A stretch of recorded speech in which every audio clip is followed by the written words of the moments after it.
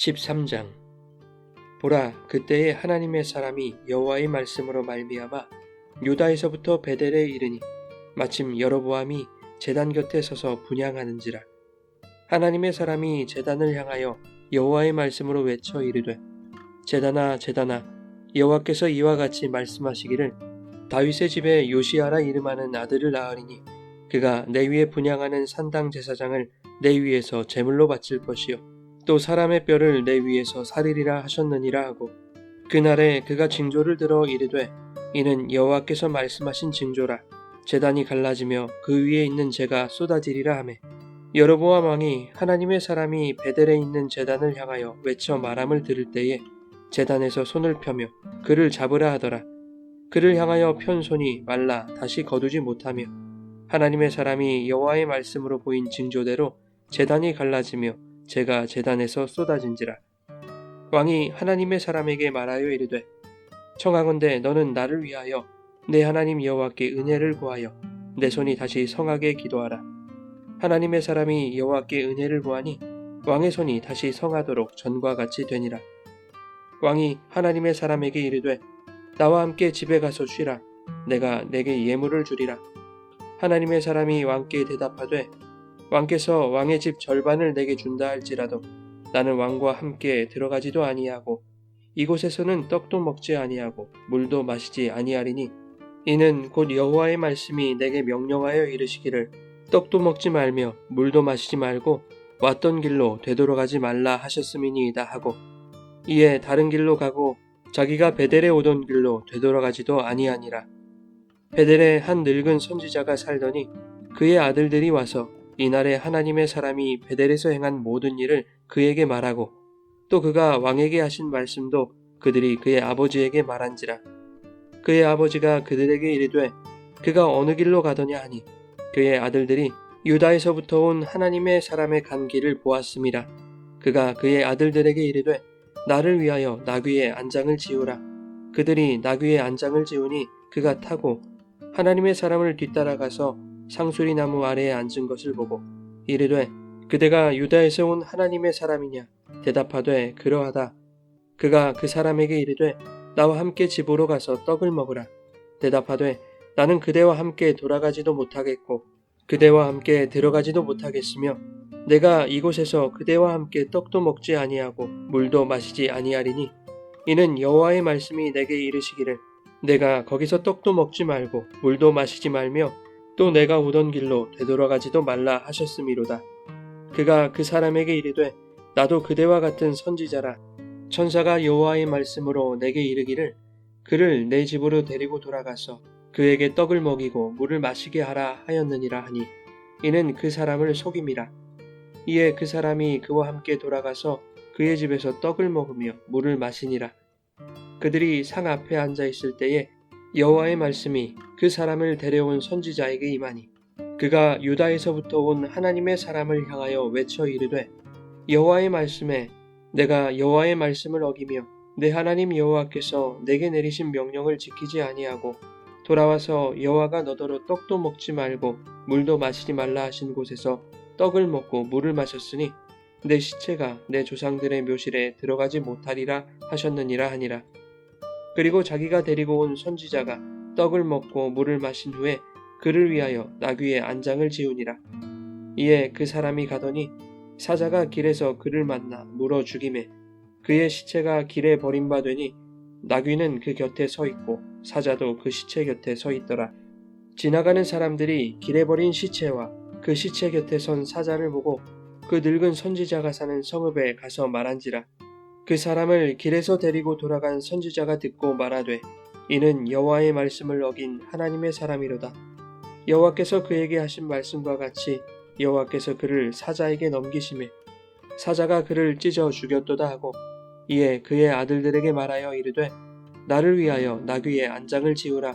그들이 안장을 지우매 그가 가서 본즉 그의 시체가 길에 버림바 되었고 나귀와 사자는 그 시체 곁에 서 있는데, 사자가 시체를 먹지도 아니하였고 나귀를 찢지도 아니하였더라. 늙은 선지자가 하나님의 사람의 시체를 들어 나귀에 실어 가지고 돌아와 자기 성읍으로 들어가서 슬피 울며 장사하되, 곧 그의 시체를 자기의 묘실에 두고 오호라 내 형제여 하며 그를 위하여 슬피우니라. 그 사람을 장사한 후에 그가 그 아들들에게 말하여 이르되 내가 죽거든 하나님의 사람을 장사한 묘실에 나를 장사하되 내 뼈를 그의 뼈 곁에 두라.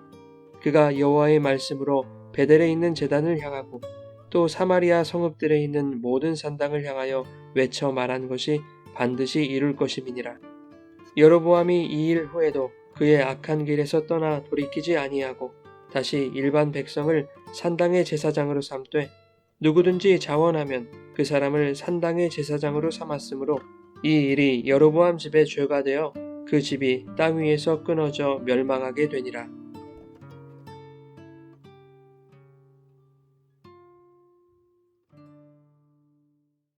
여러분 좋은 아침입니다. 오늘도 말씀의 은혜가 여러분의 삶에 풍성히 임하기를 소망합니다. 열왕기상 13장은 여호와께서 하나님의 사람을 통해 베델의 제사를 규탄하는 장면입니다. 북이스라엘의 왕이 된 여로보암은 자기 백성들이 예루살렘으로 제사하러 가지 못하도록 단과 베델에 각각 금송아지를 만들고 산당을 지었으며 레위 자손이 아닌 일반 백성을 제사장으로 세울 뿐만 아니라 자기 마음대로 절기를 만들어서 베델에 쌓은 제단에 분향하게 했습니다. 하나님은 그에게 다윗의 길로 행하여 여호와의 율례와 명령을 지키면 그를 위하여 견고한 집을 세우고 이스라엘을 주시겠다고 약속하셨습니다. 하지만 여로보암은 하나님의 말씀을 무시하고 오직 르호보암의 세력에 대항할 자신의 힘을 확보하기 위해 여호와 신앙이 아닌 전혀 다른 종교를 만들어 버린 것이죠. 오늘 본문은 여로보암이 베델에 세운 제단에서 분향하는 장면으로 시작합니다. 그것을 하나님이 지나치실 리가 없죠. 하나님의 사람이 여호와의 말씀으로 말미암아 유다에서부터 베델에 이르러 베델의 제단을 향하여 여호와의 말씀을 외칩니다. 이 말은 당시 베델에는 여로보암의 죄를 규탄할 수 있는 선지자가 없었다는 것입니다. 유다에서 온 하나님의 사람은 제단을 향하여 이렇게 외칩니다. 다윗의 집에 요시야가 태어날 것이며 그가 산당의 제사장들을 제단 위에 제물로 바치고 그들의 뼈를 그 제단 위에서 사를 것이다 라는 예고였습니다. 이 예언은 여로보암이 금송아지를 만든 지 약 300년 뒤에 일어났습니다. 요시야 왕은 유대 땅에 있는 온갖 우상의 산당들을 제거하고 산당의 제사장들을 제단 위에서 죽여 불사릅니다. 결과적으로 하나님의 말씀대로 이루어졌지만 300년 후에 일어날 일을 여로보암이 믿을 리 만무합니다. 그래서 여호와께서 하나님의 사람을 통해 제단이 갈라지고 재가 쏟아질 것이라는 징조를 선언하시죠. 그러자 여로보암은 손을 내밀어 하나님의 사람을 잡으라고 외칩니다. 하나님의 존재와 그분의 말씀에 대하여 전혀 의식하지 못하고 있는 것이죠. 그저 자신의 계획을 가로막는 방해꾼을 제거하고자 하는 것입니다. 그때 여로보암이 내민 손이 말라 다시 거두지도 못하게 되었습니다. 하나님의 말씀을 거역하고 자신의 손에 있는 인간의 힘으로 살아가는 자의 실체는 다시 거두지도 못할 마른 손과 같다는 것입니다. 하나님을 떠난 인생에 말씀 없는 기갈을 보여주는 것이 바로 바짝 말라버린 손으로 나타난 것이죠. 여로보암의 손이 마르고 하나님의 사람이 여호와의 말씀으로 보인 징조대로 제단이 갈라지고 재가 쏟아졌습니다. 이에 여로보암은 하나님의 사람에게 자기를 위하여 여호와께 은혜를 구하라고 요청합니다. 하나님의 사람이 은혜를 구하자 여로보암의 손이 성하게 되었습니다. 이쯤 되면 여로보암은 이 모든 것이 하나님의 역사임을 깨닫고 회개했어야 합니다. 하나님은 살아계시고 지금 자신에게 회개하여 돌이킬 수 있는 기회를 주고 계시다는 것을 깨달았어야 하는 것이죠. 하지만 33절에 보면 여로보암이 이 일 후에도 그의 악한 길에서 떠나 돌이키지 않고 자원하는 사람이라면 누구든지 산당의 제사장으로 삼았다라고 말씀합니다. 여로보암은 여호와의 말씀보다 하나님의 사람이 행한 신통함에 마음을 빼앗긴 것입니다. 그래서 예물을 주겠다며 함께 자신의 집에 가서 쉴 것을 제안하지만 하나님의 사람은 여호와의 말씀이 명령하신 대로 그곳에 머물지도 않았고 그곳의 떡과 물을 먹지도 마시지도 않았습니다. 또한 베델로 향할 때 왔던 길로 다시 돌아가지 않고 다른 길로 돌아갑니다. 이때 베델에 한 늙은 선지자가 등장합니다. 그의 아들들이 그에게 하나님의 사람과 그가 베델에서 행한 모든 일을 말하자 나귀의 안장을 지우게 하여 하나님의 사람을 뒤따라가서 그에게 이르게 되죠.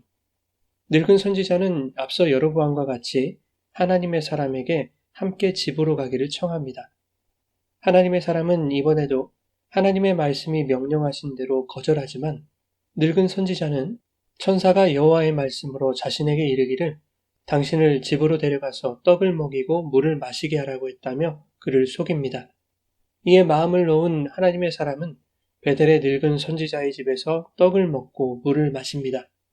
하지만 이 일로 인해서 하나님의 사람은 돌아가는 길에 사자에게 물려 죽게 되죠. 하나님의 사람은 끝까지 여호와의 말씀을 놓지 말았어야 합니다. 늙은 선지자의 말에 귀가 열리고 인간의 호의에 마음이 열릴 때 그가 하나님의 사람이라도 넘어지게 되는 것입니다. 여호와께서 하나님의 사람에게 베델에서는 먹지도 마시지도 말라고 하신 것은 사람을 살리는 것은 하나님의 말씀이며 우상의 땅에서 나는 것으로는 사람이 살 수 없다는 것을 말씀하시는 것이죠. 그래서 여호와의 말씀이 명하신 대로 행했을 때는 하나님의 사람에게 아무 문제가 없었지만 속임수에 넘어간 것이라 할지라도 이유가 어찌 되었건 하나님의 말씀에서 벗어나자 죽임을 당하게 된 것입니다. 그래서 야고보서 1장 16절에도 내 사랑하는 형제들아 속지 말라라고 말씀하고 있죠. 하나님의 사람도 속임수에 넘어갑니다. 하나님의 사람도 넘어집니다. 그러나 하나님의 말씀은 언제나 동일하고 넘어지지 않습니다. 성도가 어두운 세상 속에서 사탄의 미혹에 속지 않을 수 있는 유일한 길은 사람을 보지 아니하고 세상의 달콤한 소리를 듣지 않으며 오직 주님을 바라보고 성령의 음성에 귀를 기울이는 것입니다. 그런데 한 가지 의문이 생기지 않습니까? 베델의 늙은 선지자는 왜 하나님의 사람을 속여서 자기 집에 데려갔을까 하는 것입니다. 베델 땅에 엄연히 선지자인 자신이 있었는데도 불구하고 유다에서부터 와서 여호와의 말씀을 외쳤다는 것에 자존심이 상했을지도 모릅니다. 동시에 자신에게는 없는 강직하고 대범한 하나님의 사람의 행함에 대하여 부러운 마음이 들었을 수도 있었을 것 같습니다. 질투와 부러움이 복합적으로 작용했던 것이죠. 그래서 도대체 어떤 사람인지 알고 싶었던 것이고 속여서라도 붙들어 두고자 했던 것이 아닐까 생각됩니다. 이 늙은 베델의 선지자 또한 하나님의 사람을 통해 말씀하시고 역사하셨던 그 하나님에 대해서는 관심이 없습니다. 베델에 선지자였던 자신이 있음에도 불구하고 하나님의 사람을 유다에서부터 보내신 여호와의 뜻이 무엇일까에 대해서는 관심이 없는 것입니다. 그저 자신에게 없는 신통한 능력을 가진 그 사람에게만 마음이 집중되어 있는 것이죠. 여로보암도 하나님의 사람도 베델의 늙은 선지자도 모두 하나님의 말씀보다 사람의 말과 사람의 행위에 집중했던 것입니다. 그런데 이상한 점이 있습니다. 33절 이하에는 악한 길에서 돌이키지 않은 여로보암의 멸망을 말하고 있고 24절에는 속임수에 넘어간 하나님의 사람도 죽임을 당했다고 말하고 있습니다. 하지만 정작 속인 자에 대한 처벌에 대해서는 언급하지 않는다는 것입니다. 또한 자신이 속여서 하나님의 사람을 죽음에 이르게 했던 그 늙은 선지자의 이후의 행동이 심상치 않습니다. 하나님의 사람의 시체를 거두어 장사를 지내고 그 시체를 자기 묘실에 두었습니다. 그를 자신의 형제라고 부르며 슬피 울기까지 했습니다. 자기 때문에 하나님의 사람이 억울한 죽음을 당했다는 생각에 미안했던 것일까요? 늙은 선지자는 만일 자신이 죽거든 하나님의 사람을 장사한 묘실에 자신을 장사하고 자신의 뼈를 하나님의 사람의 뼈 곁에 두라고 아들들에게 유언 같은 말을 남깁니다. 죽어서까지 그 하나님의 사람 곁에 있고 싶을 정도로 그 사람을 동경했다는 의미일까요? 뿐만 아니라 32절에 이렇게 말합니다. 그가 여호와의 말씀으로 베델에 있는 제단을 향하고 또 사마리아 성읍들에 있는 모든 산당을 향하여 외쳐 말한 것이 반드시 이룰 것임이니라. 하나님의 뜻에는 관심이 없던 사람이 마치 하나님의 사람처럼 말하고 있는 것 아닙니까? 우상의 제단과 산당은 무너질 것이라는 그 하나님의 말씀은 반드시 이루어진다. 그리고 본문의 마지막 단락이 이어지는데 33절 이하에 여로보암의 죄가 고발되고 그의 멸망이 선고되고 있는 것입니다. 베델의 제단처럼 여호와를 버린 이 세상 속에서 하나님의 말씀을 들고 오신 예수께서 여호와의 뜻을 깨닫지 못하고 세상의 힘과 인간의 능력에만 관심을 가지고 살아가는 그 죄인들을 대신하여 죽으시는 십자가 사건이 보이지 않으십니까? 세상적인 복과 종교적인 능력에만 혈안인 인간들의 죄를 죄 없으신 예수께서 속는 듯이 품어 안으시고 그들을 대신하여 죄인이 되기를 자처하심으로 십자가에서 억울한 죽음을 당하시는 그 예수 그리스도의 모습이 연상되지 않습니까? 예수의 기적과 이적이 혈안이던 사람들에게 자신의 죽음으로 하나님이 뜻하신 그리스도의 복음을 깨닫게 하여 예수 그리스도가 우리의 장자 되심을 알고 그의 죽으심 곁에 나도 장사 되기를, 즉 예수 그리스도와 함께 십자가에 못 박혀 죽는 성도의 존재됨을 고백하는, 그렇게 진정한 주님의 형제들로 세워가시는 하나님의 크신 뜻이 오늘 본문 속에 녹아 있는 것입니다. 늙은 선지자가 이 모든 것이 반드시 이룰 것이라고 말했듯이 성도는 그리스도께서 십자가에 달려 죽으심으로 죄와 사망을 무너뜨리고 하나님의 뜻을 다 이루셨음을, 또한 이루실 것임을 믿음으로 고백하고 선포하며 살아가는 존재임을 본문이 교훈하고 있습니다. 세상에는 우리의 마음을 빼앗을 만한 것들이 참으로 많습니다. 나에게 없는 능력을 가진 사람들도 많습니다. 세상의 힘과 권세, 부귀와 영화가 아니더라도 소위 은사라고 말하는 신앙적인 능력을 가진 사람들을 부러워하기도 합니다. 하지만 본문은 그러한 것들이 성도를 넘어뜨리는 사탄의 속임수임을 말씀하고 있습니다. 사랑하는 여러분, 우리를 살리고 우리를 살게 하는 것은 오직 그리스도의 복음밖에 없습니다. 사람을 부러워하고 세상을 동경하는 그러한 인간의 죄로 인해 죽으신 예수 그리스도의 십자가 복음을 붙들 때 죄와 실수를 반복하는 우리의 연약함 속에서도 내 대신 죽으시고 내 안에 사신 그 주님으로 인해 살아갈 수 있는 믿음과 그에 합당한 능력을 공급해 주실 것입니다. 오늘도 사람과 세상을 보지 아니하고 여호와의 말씀을 기억하며 주님을 소망하는 성도의 삶이 되시기를 예수님의 이름으로 축원합니다.